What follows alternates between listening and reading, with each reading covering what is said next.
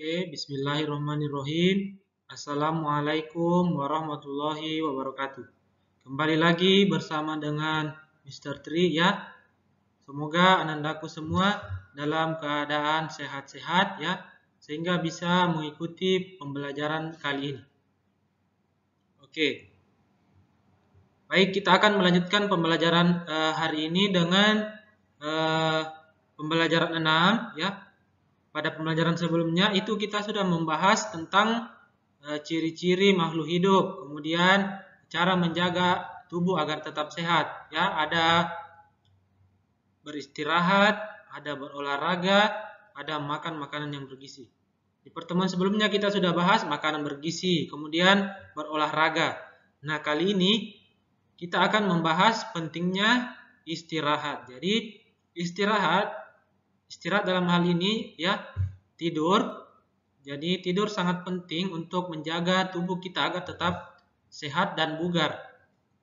Jadi Allah menciptakan siang dan malam supaya kita bisa membagi kedua aktivitas kita. Di siang itu kita bisa menggunakannya untuk belajar ya, bekerja atau bermain bersama teman.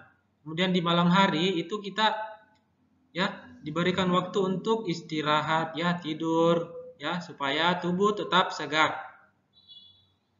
Nah, kemudian waktu yang paling baik ya untuk digunakan tidur itu selama 8 jam sehari ya, supaya tubuh tidak merasa lemas ya, sehingga kalau tubuh menjadi lemas berarti kita tidak siap untuk mengikuti aktivitas atau pembelajaran yang akan kita laksanakan. Nah, ada beberapa kegiatan yang biasa dilakukan sebelum kita tidur. Yang pertama, cuci kaki dulu, kemudian menggosok gigi, kemudian berdoa dan mematikan lampu ya, supaya tidur kita tetap nyenyak. Nah, coba anak-anakku semua silakan diperhatikan. Tadi Mister sudah sampaikan urutan ya kebiasaan dalam kegiatan sebelum tidur ya, silahkan diurutkan. Nah, ini kan tadi tidak berurutan, silahkan diurutkan ya, kira-kira nomor berapa dulu, baru nomor berapa, dan yang terakhir seperti apa. Kita lihat ya, kalau sudah kita lihat jawabannya.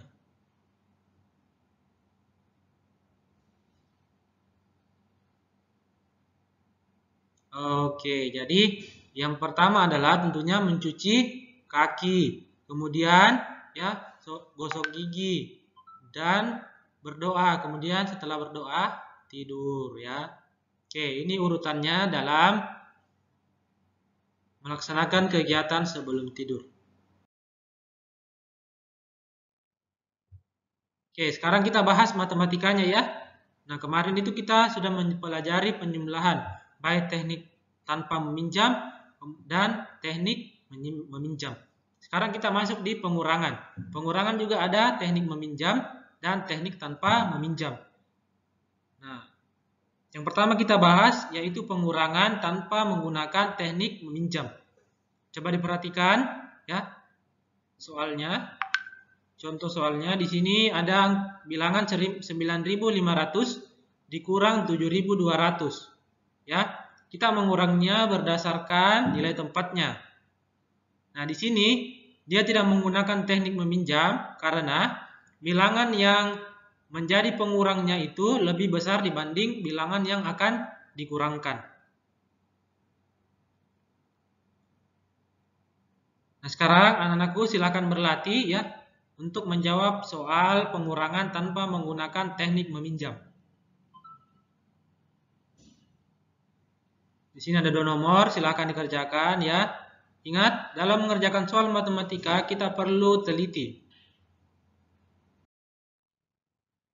Oke, sekarang kita masuk di pengurangan dengan teknik meminjam.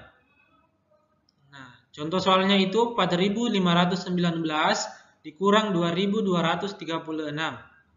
Kita menyelesaikannya dengan cara membuatnya menjadi pengurangan bersusun supaya mudah dikurangkan ya. Kita sama ya, sama satuan dengan satuan, puluhan dengan puluhan, ratusan dengan ratusan, kemudian ribuan dan ribuan. Nah, di pada satuan itu bilangan pengurangnya lebih besar dibanding dengan yang akan dikurangkan, berarti tidak menggunakan teknik meminjam. Berarti 9 dikurang 6, hasilnya 3. Kemudian kita lihat di puluhan, ya.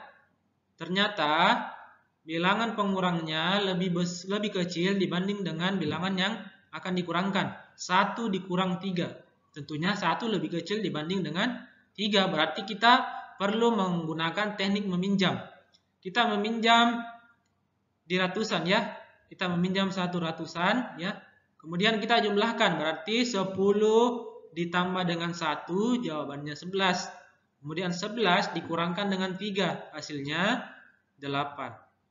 Nah, karena tadi kita sudah meminjam di angka 5, jadi angka ratusan, berarti kita kurangkan ratusannya menjadi 4, sisa 4 ratusan. Berarti kemudian di sini juga kita tidak perlu lagi menggunakan teknik meminjam. 4 dikurang 2, jawabannya 2, ya.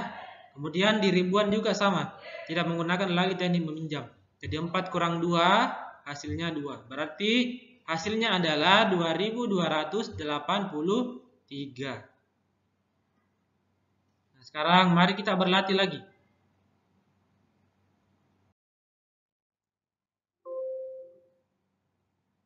Oke, sekarang ini ya. Kita akan memasangkan bilangan yang soalnya dengan jawabannya. Silakan dipasangkan sesuai dengan jawabannya. Oke. Kalau sudah, kita cek. Oke, dicek jawabannya ya.